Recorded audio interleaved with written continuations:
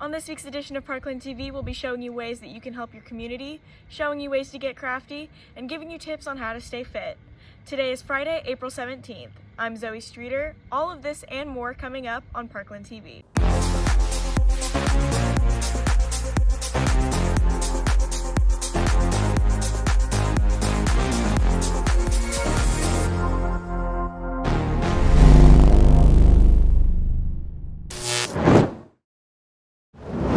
Reminder for all of our seniors, yearbooks are almost sold out, but online orders are available through April 22nd, so hurry and get yours now. If you're bored and looking for something fun and creative to do during quarantine, news correspondent Alexis Dawkins is here to give us something crafty to do. Hi, I'm Alexis Dawkins and welcome to the COVID Craft Corner. Today I'll be showing you how to make a very easy, fun, and simple craft. We'll be making our very own custom stickers. They look really nice anywhere a normal sticker would, but are a great way to show off your own personal interests while also saving some change. Let's get started. For this craft, you'll only need 5 things. Firstly, you'll need a laminator. This was purchased at Aldi for about $20, so laminators really aren't as expensive or hard to find as you may think. You'll also need laminating sheets. You can get these bigger or smaller, but I find that 8.5 by 11 inch normal printer paper sizes are the best for me.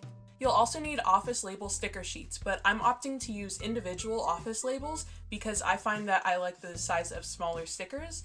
You can find bigger sticker sheets at any office supply store. You'll also need markers or a printer.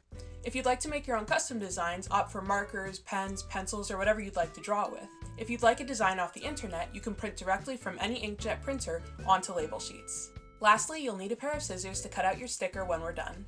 To begin, you should draw or print your design on your sticker. I'm choosing to draw the Animal Crossing character Isabelle because I think she's very cute.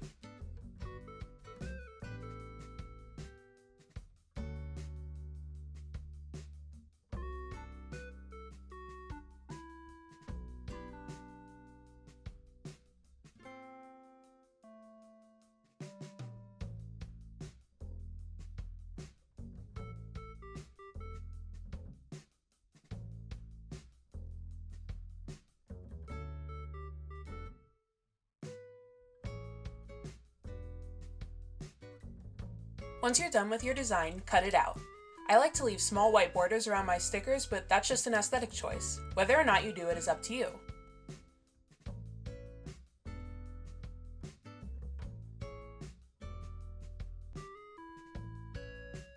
After that, make sure your laminator is ready to go. Place your sticker or stickers into the sleeve and make sure it remains flat and smooth while laminating.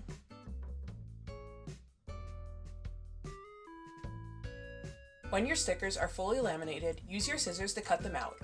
Make sure to cut as close to the label inside the lamination as possible to avoid not sticky edges that may catch on something and peel off your sticker.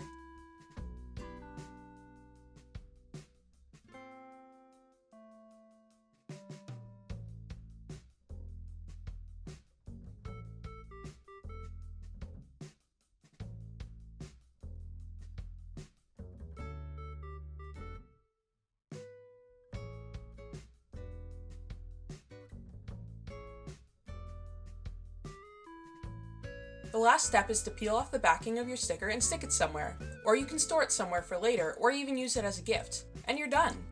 Now you have your own custom sticker that looks great on laptops, phone cases, notebooks, or wherever else you decide to put them. I'm Alexis Dawkins of Parkland TV, and this has been the COVID Crafting Corner. Happy crafting, Parkland! Thank you, Alexis. During quarantine, what better time is there to get in shape? News correspondent Maya Cole is here to give us tips on how to stay fit. Are you bored in quarantine? Pass some time and get in shape at the same time. Working out is super easy at home and does not require spending any money or using any equipment. Try a variety of these different fitness apps such as Nike Training Club, ASICS Studio, or Runkeeper. If you are looking for a workout that is specific to a muscle group such as legs, arms, or abs, Nike Training Club is perfect for you. You're able to not only see the intensity of the workout, but if any equipment is included and the amount of time needed to complete this workout. Nike Training Club also includes a personal trainer in the voiceover.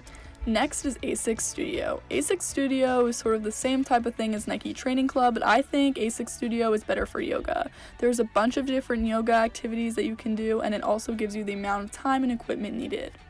Next app is Runkeeper. Runkeeper is a perfect app if you're a runner and you need something to track your runs. And if you're not a runner, it can even track your walks, hikes, or even cycling, and there's a bunch of other options as well.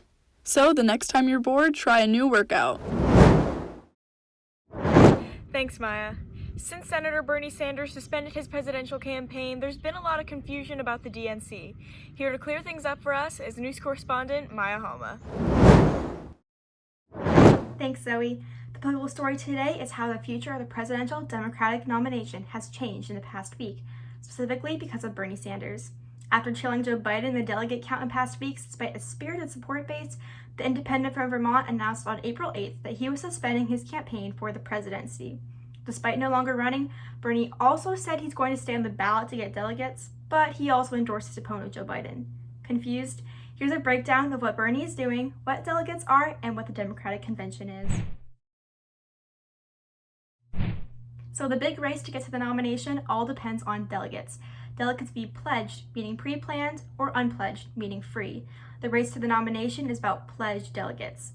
Pledged delegates are people allocated to vote for a candidate based upon their state or district.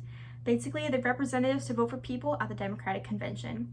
In total, there are 3,979 pledged Democratic delegates in all 50 states and U.S. territories. Candidates need a majority of 1,991 to get the nomination. The convention is a large gathering organized by the Democratic Party in which delegates and party officials work together to nominate a president and vice president, as well as establish the official party platform for the year. This year, it has been postponed due to COVID-19, but it will take place the week of August 17th in Milwaukee, Wisconsin. The presumptive nominee is Joe Biden, meaning he's the clear winner, but won't be official until August. Where does Bernie Sanders play into all of this? Well, since he suspended his campaign, he won't be elected the nominee at the convention. In this case, suspending his campaign basically means he and his staff won't be fundraising or actively campaigning. He's not going to try to win. However, his decision to stay on the ballot during primary elections means he can still earn those delegates I talked about before. They won't be enough to reach that 1,991 majority, but it'll be enough to make the rest of the Democratic Party pay attention. The more delegates he amasses, the more support there is to incorporate some of his progressive plans, like Medicare for All, into the official Democratic Party platform. That's what he wants. His endorsement is important because he wants his supporters to vote for Joe Biden in November, since he obviously aligns more closely with Bernie's views than the presumptive Republican nominee, President Donald Trump. For Parkland TV and Film, I'm Maya Halma. Back to you, Zoe. Thanks, Maya. Due to the COVID-19 pandemic, small businesses are at a major disadvantage. Here to tell us about the importance of supporting local business is news correspondent Alex Getz-Morales. During times like this, businesses take a huge hit in the amount of revenue they pull in. Although bigger businesses might be able to come back from this, smaller, more local businesses might not be able to and might close for good. Local businesses may provide goods or services that no other brand can, which is why it is important for them to stay open.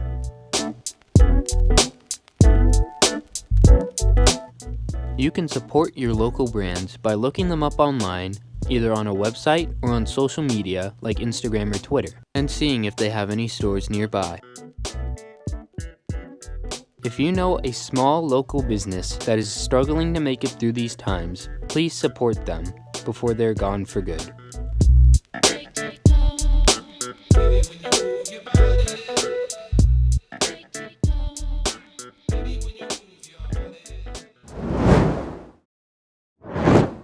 Thanks, Alex. Have you been losing track of time over quarantine? Well, not anymore. News correspondent Sean Nekich is here with a new weekly segment. Now over to him with What Day Is It?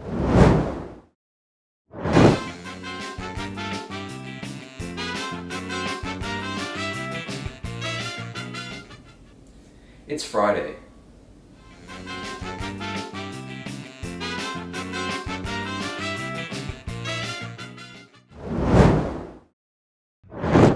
Thanks, Sean. To close out our show, news correspondent Afra Anan is here to show us how our community, along with communities around the world, have come together during this crisis.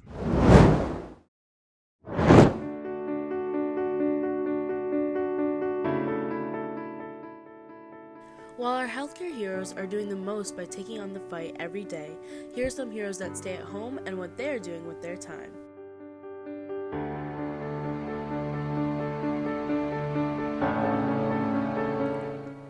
ASL teacher at Parkland High School, Mrs. Jill Fuller, is using her time at home making masks out of old t-shirts and cloth for those who are in need of them.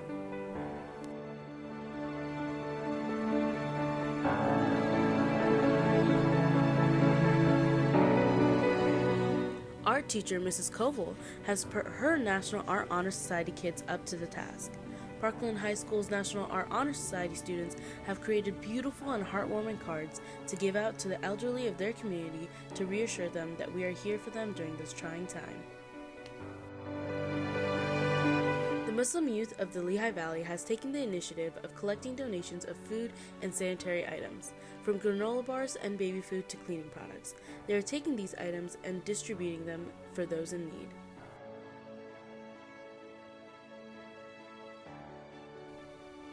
It's not hard to be a stay-at-home hero. Watch how people all over the world celebrate Passover and Easter, bringing joy and celebration despite these difficult times.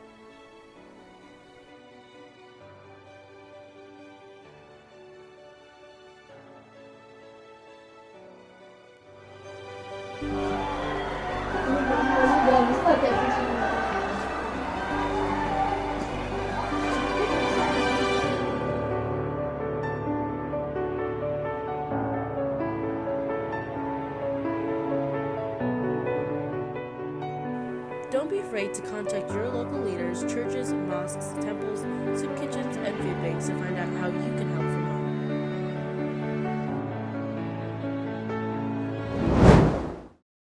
home. Thanks, Afra. That's all we have for you on this week's edition of Parkland TV Off the Air. Be sure to follow our Instagram, YouTube, and Twitter at Parkland TV Film for more content. I'm Zoe Streeter. See you next week, Parkland.